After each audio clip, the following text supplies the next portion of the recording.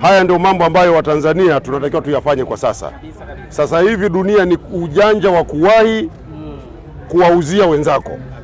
Ukichelewa wewe ndio unakuwa soko. Sasa kama vijana wetu wa DIT wanaweza kutengeneza bajaji kama hivi, tukaiboresha, tunaweza tukaondokana na kuwa soko la bajaji kutoka nje. Leo hii bajaji zetu zote zinatoka nje ya nchi. Mimi nimefurahi sana leo, na muwapongeze sana wanafunzi. Hii project muendelee nayo, muhimu sana.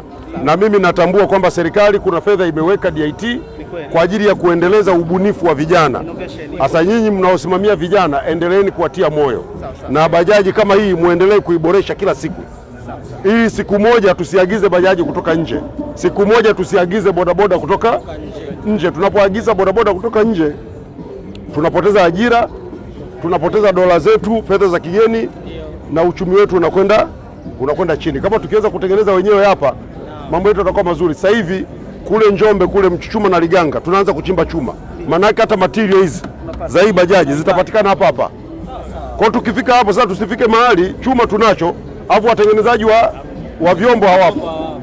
Kwa hiyo lazima hawa vijana muendeleze, mwisho wa siku tupate bajaji ambayo haitofautiani na ile inayotoka India na ile inayotoka China.